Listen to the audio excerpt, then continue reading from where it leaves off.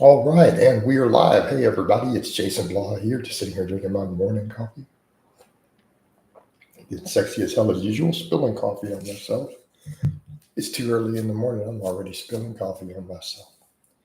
It's because I am not awake. All right, see who we get in here this morning. That was literally my first sip. Hopefully, we get a lively little chat this morning. If not, then not a big deal. Not a big deal at all. And get plenty of videos done. I almost feel like I don't want to do any cardio this weekend. I was going to do it a couple hours. I'm just not feeling it right now. I'm really enjoying the training. I want to focus just on lifting. I might go take a walk, but without my weight vest, just to get a walk in. I might do that, but I don't know if I want to blog it. That's not really cardio, is it? It's just walking. The weight vest counts as cardio. I like to go take brief walks every now and then just to clear my head. We need to do that sometimes, especially like when you work from home. You're in the middle of your work day. Sometimes just to clear your head, you need to just get up and just go for a 10, 15-minute walk. I know I do that a lot. I don't count that as exercise or working out, though. It's just getting a walk just to get some fresh air, get a breather, clear your head a little bit. All right. Get a little blood flow back to your legs. But yeah, enjoying the conjugate training. Something I might eventually do is do a second bicep day, maybe on Saturday too, if my scheduling allows for it. The thing is, I like having the weekends free for client stuff, though. It's kind of a thing for me. But I also question, would a second bicep day give me bigger arms? I don't know. Also, if you hit that like button for Daddy, it would be greatly appreciated. Let's get those likes up. So, a bunch of you watching, nobody commenting, one like. But yeah, definitely not a lifting day today. Back my body kind of hurts, so I'm gonna let my body chill. I'm gonna let my body rest. Do just a little movement, maybe a little mobility stuff. And yeah, I think I want to just let my body rest this weekend. We got some good lifts in this week. We got a lot of volume. Speed work was good. We got a 500 good morning. I'm gonna have to reassess some of what I'm doing for the pressing. As much as I like the dips, I just don't feel that they're helping with my old shoulder inflammation. If anything, they may be inflaming it in a different way that I'm not experiencing. Let's say a different sort of crackle. So I may just take the dips out and just focus on a bunch of barbell and dumbbell work. A lot of close grip benching, a lot of incline benching, floor presses, all of it close grip. Did the first day your ice cream fitness 2.0. Awesome, Cormac. I think I remember your post the other day. Yeah, that name looks familiar. Cool, man. How did it go for you? Did you work out pretty good? So you're the only person talking. You can talk to me about the program. You're the only one in here commenting so far. So yeah, let me know how it went, how your experiences went. I wrote it a while back though, so I may not remember. I don't remember all the specifics perfectly of that program. I 90% know it from memory, but it's been a while. What year did I put that out?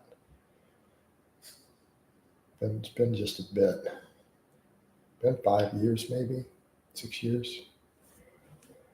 The original Ice Cream Fitness is 13 years old though. 13 years. I put that out 13 years ago. It's been a bit. We've been doing this a little while. Yeah, I put that out in 2012. Man, how come we're losing likes? There were 2 likes and now there's only 1. What happened here? People are just not being friendly today. What's up with that? It was great, man. I've been training for a month or 2. Already have a bit of shoulder joint pain. Might be from combination of work and training. Could be. Make sure your form is good. Are you bench pressing the way I tell you to bench with the wrist stacked? I did a whole video. Cormac, do a channel search for bench press and shoulder pain, or bench press and grit. I did one a month or two ago in full detail of why benching causes shoulder pain and how to prevent it. Right? And a whole video on that. And mostly has to do with the way that you grip the bar. Right. Without me going into and doing all the biomechanics like I did in that one, in short, if the bar is here, that's why your shoulders hurt. That's a guaranteed shoulder pain. That's called not knowing how to bench press. I don't care that you saw some big bodybuilder do it. The bar back here, that's pain. The bar here, stacked above the wrist, and then you turn and squeeze it in. When you break the bar in half, right, that's what you want. You have to squeeze the hell out of it. So I can tell you right now, dudes who do that suicide grip and stuff, they're eventually going to hurt their shoulders too. It's just stupidity. That's just sheer stupidity. Sheer stupidity and ignorance. Right? Get your hand around the bar. Get your thumb around it, and you get it here. This is your power position, Cormac. Not this. And sure as hell not this. All right? See where the bar's at? I've got it angled.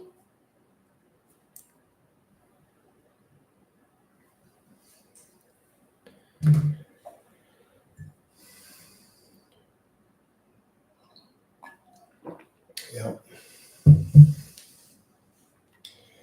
That is the name of the game. It's a little slow in here. At least we got some likes going on. But yeah, Cormac, so check that video out. And I break down in detail of how to not lose that grip. Any shoulder pressing tips.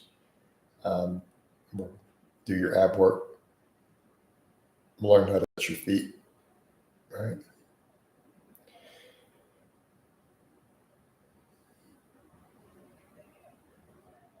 If you'd like that core stability, you need to learn how to get the toes out on it. Then go that route if you want.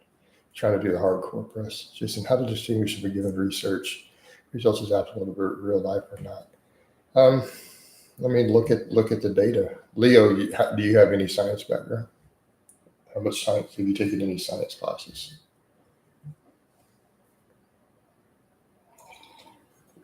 So that's going to be a real problem. Like if you don't know how studies are conducted and data is gathered, you have no way for you to figure that out on your own.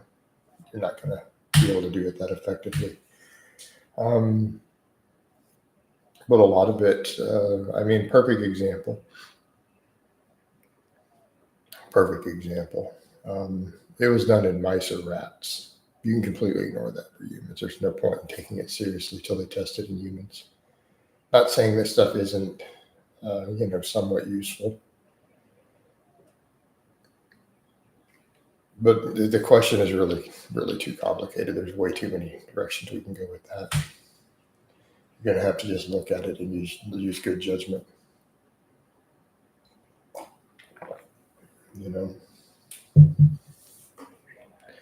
And I think a lot of the problem we run into, I always pointed that out. I pointed that out years ago with exercise science. I'm like, you're trying to study these individual variables sometimes instead of realizing how do people actually train.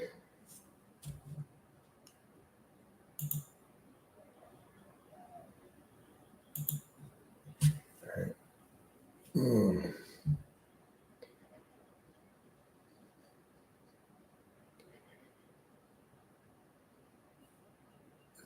That's a big problem you run into.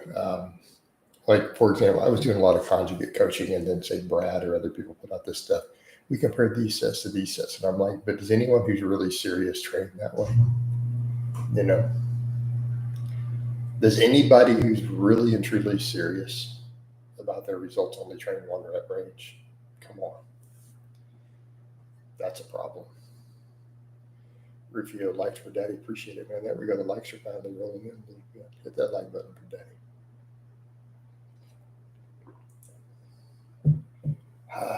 I think that's going to be the rule I'm going to run. I'm not going to argue with people. Somebody wants to come in and argue, be critical, I'm going to get rid of them. Like, Johnny, you can go make your own channel and videos hating on me if you want to argue. You can make a whole video breaking stuff down. That's your thing. My classroom is not the place for your arguments. Actually had, was in a call with another coach. He said that's one of the things he actually respects about me. He's like, I don't even always like Paul Carter, but I respect that about him too. It's like, this is my house. This is my classroom. If you want to argue, you're gone. I'm not here for it. Right? Hey, Cormac, I get asked that question way too much. I feel like I should just dedicate a video on, these are my opinions on Mike Israel. A lot of knowledge, but he also pushes a lot of crazy, stupid stuff that he knows isn't true to sell programs. Like stuff that he knows from his own experience and his research work, it isn't actually true. Like a lot of his complex programming, he knows isn't right. He knows it's complete nonsense. He knows it's not backed by data. And coaches call him out on it also. He knows that. But it's about selling programming.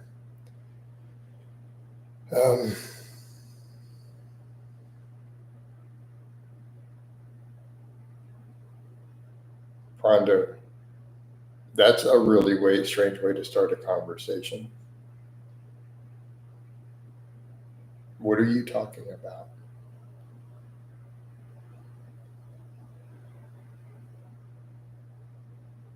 Coach, I noticed you only did 112 rep sets this week on camera. Are we not doing any hypertrophic work? Are you an ass? Do you not watch my training? Is there data on bands and chains? Yes, there is data on bands and chains. So he was like, no more hypertrophic work. Yeah, because I only did 20 sets of curls this week. And I only did about 14 isolation exercises in the 10 to 20 rep range for my triceps. And a bunch of 12 rep dips and incline dumbbell presses and leg extensions and belt squats and, all those reverse hypers. Did you miss all that stuff, Prondo? Did you not watch?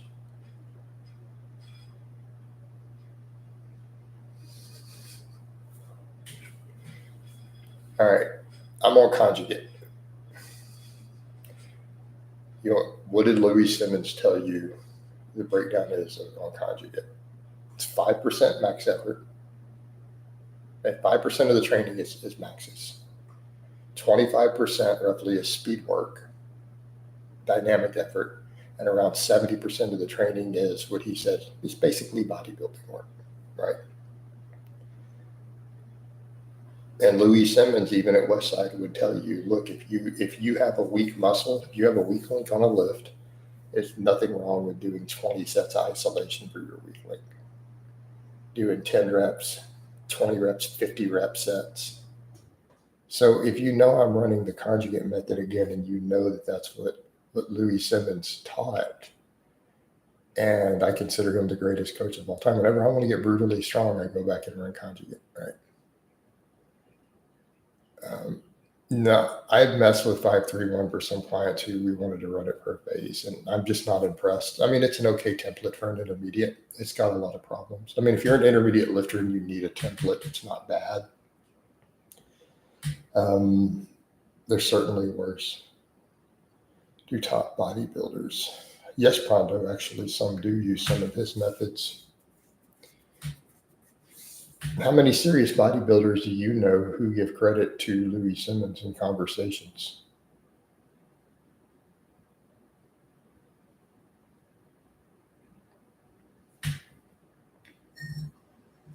I've had some conversations with a lot of serious bodybuilders, different NPC guys, minor pros. They're like, yeah, Louis Simmons, dude. And they're like, I even incorporate some of his stuff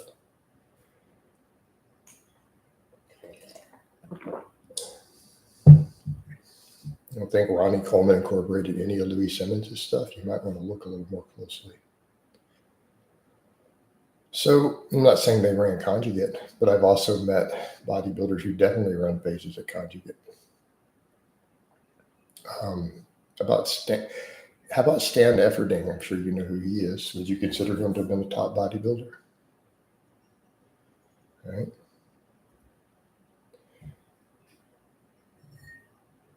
Who does dynamic effort?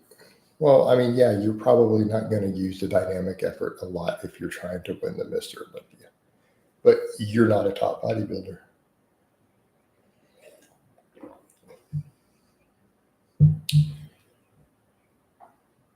Who uses it though? Powerlifters, MMA fighters, boxers, sprinters, NFL players, military special forces.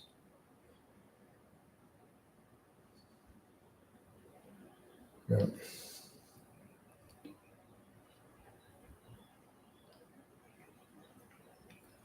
You read the Army Ranger handbook? Because one, I had a cousin who you guys saw on social media. We were super close. It was 20 years as a Ranger, and he passed. And then I got a client who you guys saw in a Ranger gym. You saw me putting his lifts up. You were like, dude, that's a Ranger gym. Like, he is special forces. So I was coaching one and putting some of his clips up, and he gave me a copy of the Army Ranger fitness handbook. There was a whole section on dynamic effort training with chains. Literally talking about use 50% of your 1 rep max. Yes. Or 9 sets of 3 with short breaks with chains.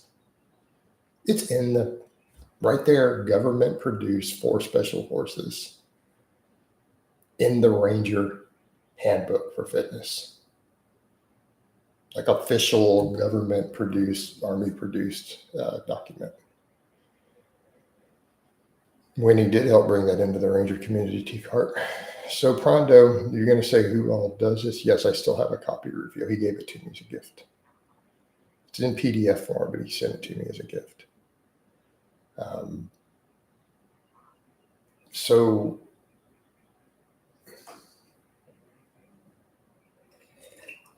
hey, Prondo, you're going to argue that Conjugate doesn't build muscle. I'm about to ban you for being a moron. You do know that, right? You're going to get about one more chance.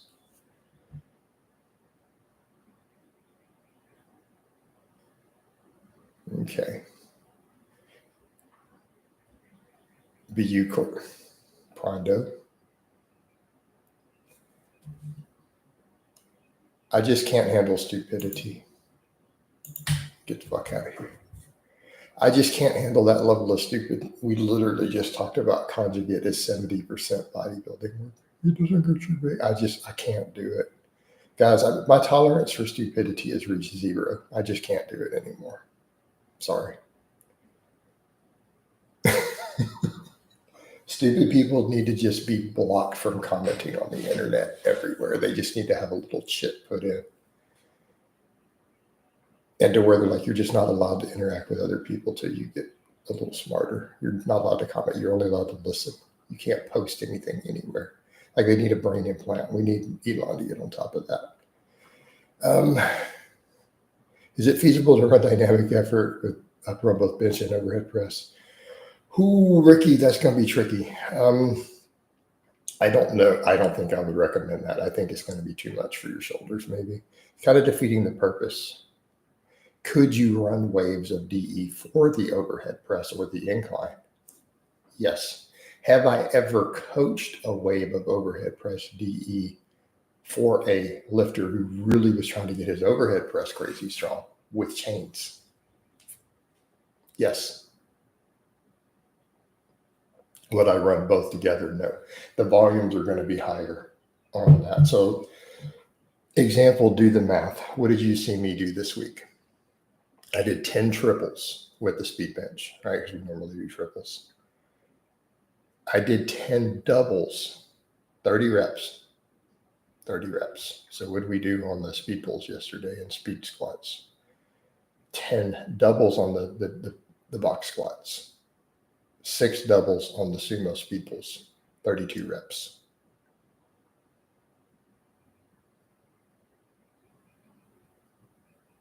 right?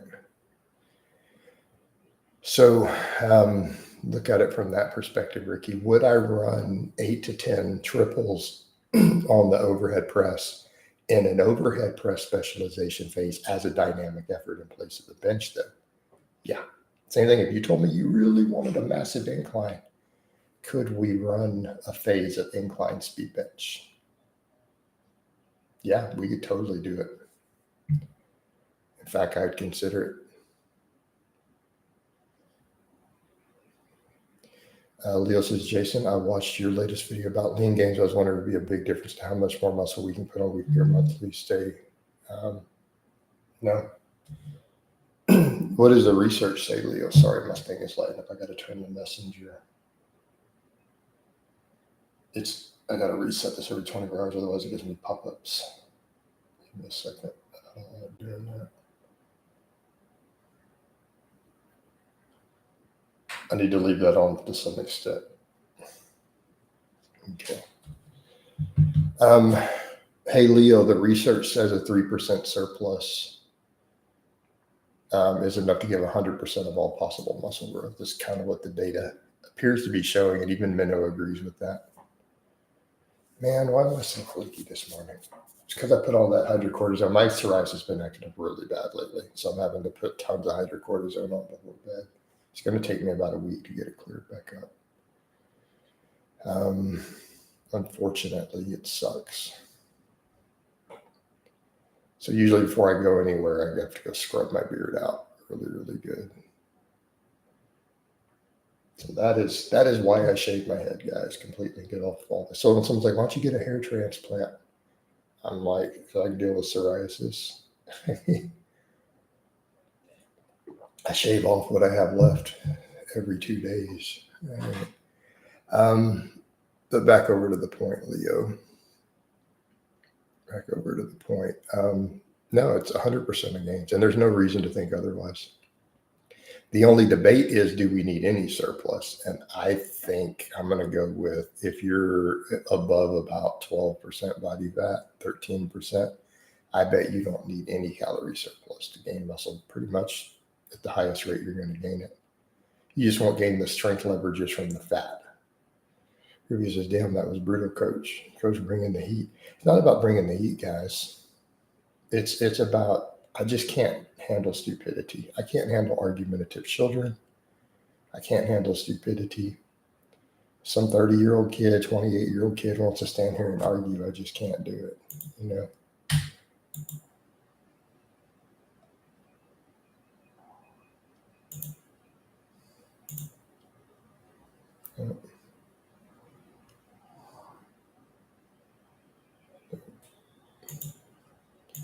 So I had a message I had to read. Do you track your heart rate? I've never tracked my heart rate at any point in my entire life. I did. I had a stress test one time, right? I had a stress test where they put the dye in and everything, and they tracked my heart rate. While I was running on the treadmill with a little breathing thing in my mouth. I tracked my heart rate that time. The doctors did it. Triples that get them lady nipples. I suppose so. Is green tea a good coffee alternative when it comes to antioxidants? I suppose. But I mean, your whole diet should be full of antioxidants. Everything you eat that's not a protein source should be loaded with antioxidants, unless you're just white ricing it up. So you switch to bro food and up the volume to the bloat. No, it's not about the bloat at all. It's that I feel like I'm starting to gain, from running the really low carb, high fat, I feel like I was starting to gain body fat for the last couple of weeks, right? Mainly because I notice my appetite is up, and then so I'll eat a bunch of extra calories and it's getting too high. Because I have a crazy appetite. And what I started to find is that it's problematic. You know, accidentally eat an extra 1,000 calories.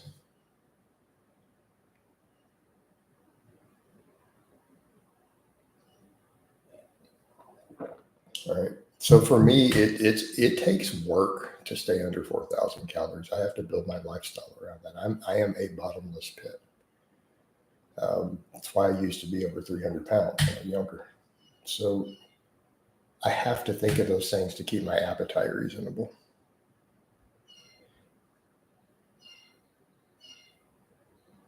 But Marco, as far as that goes,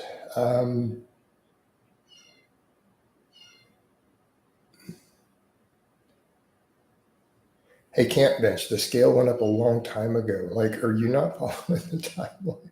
When I cut the carbs out, I didn't really drop any weight. I dropped like 3 pounds. So I think it's mostly though at this point just leg size because my legs blew back up. I squatted 500 again.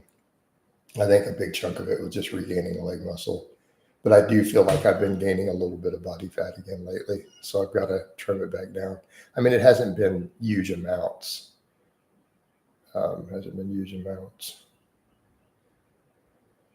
But as far as the antioxidants, sure, Marco, if you like green tea, it's probably got a decent amount of antioxidants, probably beneficial to you in the morning. Jason, what are your thoughts on low volume, high intensity, minimalist style training? I think it will get you hurt eventually, and you'll never maximize your muscle growth. Keep in mind, we're not talking Dorian training. Dorian trained a pretty high volume with really high intensity. Like objectively, Dorian Yates's training was high volume by normal definitions, moderate to slightly high volume. I mean, 15 work sets a week for muscle group. You know, I think we can count any set of rows with 405 as a work set. Once you put that fourth plate on that bar, that's definitely a work set. So, you know, Dorian did 15 sets. No novice routine should have enough hamstring or delt work. What a shamble. You don't necessarily need a lot of it as a novice. You can add some of it in, but those areas will get worked with basic rows, deadlifts and things. Then you could add them in. Keep in mind, you're not going to be a novice very long. Like you shouldn't be running a novice program at 18 months or something like that. That's not how they're intended to work. You should be done with those within a year. For the rest of your life, you're done. I mean, would maintenance calories compromise too much gains to compete at 3% surplus? Leo, if you're 18% body fat, all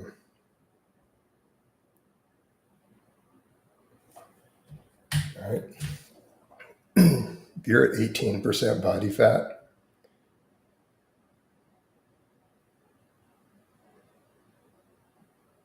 I don't think you need a surplus at all to maximize muscle growth. Sorry, I'm trying to read too many things at the same time. Do you think? Actually, can't, bitch. I believe I recall you're a troll. You're really not arguing with it. All right. What were your staples when you bulked? I didn't bulk to 300. I was fat. Pizza and Mountain Dew. All right. Chicken fingers, French fries, fried chicken, hamburgers, you know, regular fat people food. The food every person eats who's 300 pounds. Had I been lifting weights, it would have been glorious, right?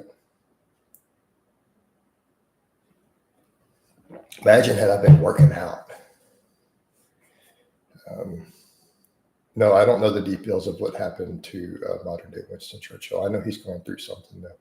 I've messaged him a couple of times, and he's kind of said he's got stuff going on. He can't do any podcasts for a bit. Is starting strength considered a high intensity, low volume? I would think so, yeah. What are your top 3 YouTube channels, not necessarily training related? I don't have favorites. I watch react videos. That's the only thing I like on YouTube, and music.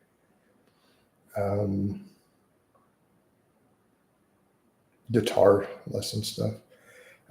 That's it. I don't watch any fitness YouTube. I'm the only person with good content. Most of it's garbage. I just don't like it. Like, I just don't like the current YouTube fitness climate. It's just trash dumpster, flashy, garbage information. So I can't stand it personally. It's just bad information. It's children on trend trying to tell you how to work out. Like, motherfucker, you've been lifting for 7 years. Shut up. I'm sorry, but I can't take someone seriously who's been working out 6 or 7 years trying to put out information. They don't even coach as a job, and they last trend. It's like I just can't get this child off the screen, censor them, do something. I just can't do it. Like, bro, get 15 years, maybe at least, 5 years of training, of coaching people, maybe 10 years under the barbell, 5 years as a coach or a trainer before you put out any fitness content. Like, that should be kind of the bare minimum before anyone even says, I'm going to learn how to bench press from this guy. I'm going to let him show me how to do a row. No, don't. Just stop.